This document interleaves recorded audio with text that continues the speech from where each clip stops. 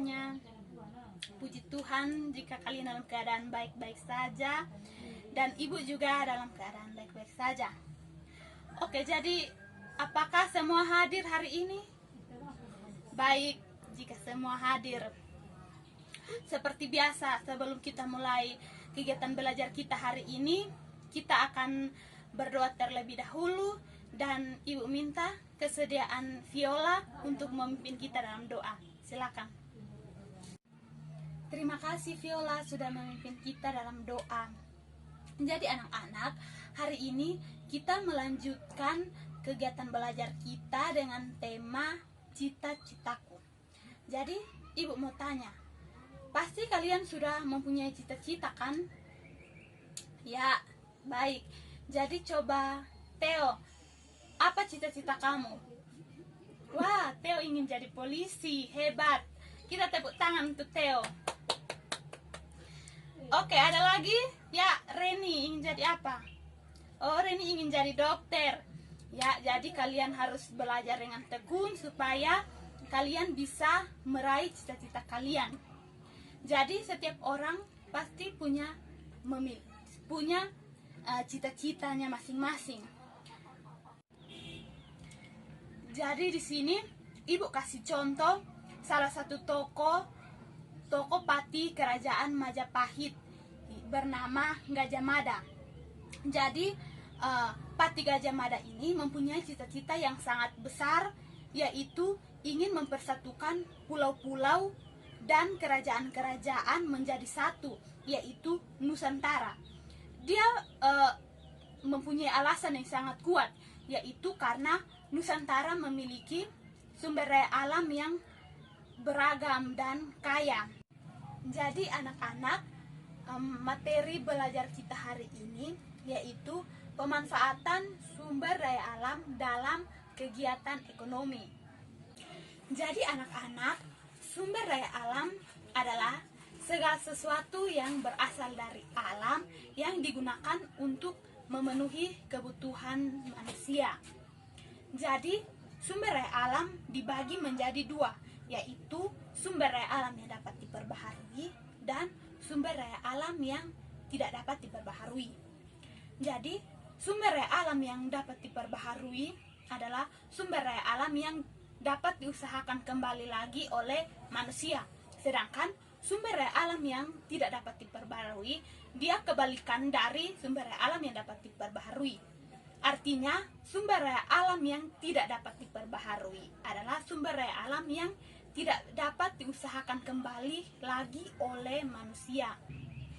Oke, baik. Jadi, ada yang tahu contoh dari sumber daya alam yang dapat diperbaharui dan yang tidak dapat diperbaharui? Oke, coba Prelin sebutkan contoh dari sumber daya alam yang dapat diperbaharui. Ya, tanah, apalagi air bersih, udara, ya betul, dan makhluk hidup, antara lain hewan dan tumbuhan. Tepuk tangan buat Prelin.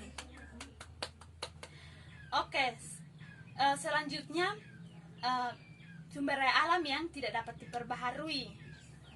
Ada yang tahu? Oke, Adi, apa? Ya, jadi macam-macam bahan tambang termasuk dalam sumber daya alam yang tidak dapat diperbarui. Oke, terima kasih. Oke, jadi contoh-contoh yang sudah kalian sebutkan itu bisa digunakan, dimanfaatkan manusia untuk memenuhi kebutuhan manusia. Misalkan ibu mau tanya, contoh dari tanah, apa yang digunakan manusia dalam sumber daya alam tanah? Ya, misalkan kita untuk bercocok tanam, pemukiman, ya pintar. Selanjutnya sumber daya alam air. Ya, betul. Kita bisa pakai mandi, apalagi? Ya, bisa cuci. Ya, minum, ya. Pintar. Oke, selanjutnya sumber daya alam udara. Ya, bernapas. Selanjutnya sumber daya alam makhluk hidup.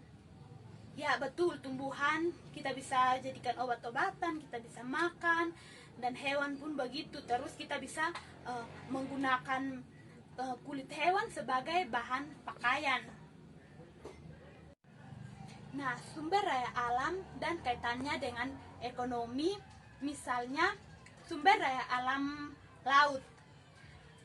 Di situ menyediakan ikan, berbagai macam ikan, rumput laut, mutiara, dan garam. Nah, salah satu bentuk kegiatan ekonomi yaitu para nelayan mengambil ikan di laut lalu dijual ke pasar, di situ dibeli oleh konsumen. Jadi itu salah satu bentuk kegiatan ekonomi yang memanfaatkan sumber daya alam. Jadi anak-anak, itu adalah manfaat sumber daya alam dalam kehidupan manusia. Tetapi manusia juga harus berhati-hati dalam memanfaatkan sumber daya alam, karena bisa rusak, bahkan bisa habis. Nah, cara manusia untuk melestarikan sumber daya alam yaitu yang pertama, tidak membuang limbah ke air laut atau sungai. Yang kedua, tidak membuang kotoran ke saluran air atau danau. Yang ketiga, melakukan penghijauan atau reboisasi. Yang keempat, tidak menebang pohon sembarangan. Jadi anak-anak, kegiatan belajar kita hari ini yaitu kalian mengidentifikasi sumber daya alam apa yang terdapat di sekitar tempat tinggal kalian. Terus sumber daya alam itu terdapat di mana dan dimanfaatkan untuk apa. Lalu kalian berdiskusi dengan teman kalian, lalu menyimpulkan hasil diskusi kalian. Ibu kasih contoh, misalnya di sini ada tabel sumber daya alam air. Di situ terdapat di sungai. Nah, manfaatnya untuk apa? Manfaatnya untuk mengairi sawah. Jadi, kalian boleh mengidentifikasi sumber daya alam apa saja yang terdapat di tempat tinggal kalian, lalu berdiskusi bersama teman kalian. Jadi baik anak-anak, itu adalah materi kita pada hari ini, dan ada yang bisa menyimpulkan bagi kita? Ya, silakan. Ya, baik, terima kasih Elis sudah menyimpulkan bagi kita. Jadi materi hari ini yaitu sumber daya alam terbagi menjadi dua, yaitu sumber daya alam yang dapat diperbarui dan tidak dapat diperbarui. Contohnya yang dapat diperbarui yaitu tanah, air, udara, dan makhluk hidup, yaitu hewan dan tumbuhan. Sedangkan yang tidak dapat diperbarui yaitu bahan-bahan tambang. Selanjutnya, banyak manfaat bagi kehidupan kita sebagai manusia. Terus kita juga harus melestarikan sumber daya alam yang ada. Misalnya kita tidak membuang limbah ke sungai, kita tidak boleh membuang sampah ke selokan air, dan kita harus melakukan reboisasi. Jadi anak-anak, itu adalah kesimpulan dari materi belajar kita hari ini. Ibu berterima kasih kepada kalian karena hari ini kalian bisa mengikuti kegiatan belajar dengan baik. Ibu bangga kepada kalian, dan ibu harap kalian mau giat dalam belajar, jangan malas, agar kalian boleh meraih cita-cita kalian dan boleh membahagiakan orang tua. Jadi kegiatan belajar kita hari ini cukup sampai di sini. Ibu minta kesediaan satu orang untuk memimpin kita dalam doa. Ya, silakan Muni pimpin kita dalam doa.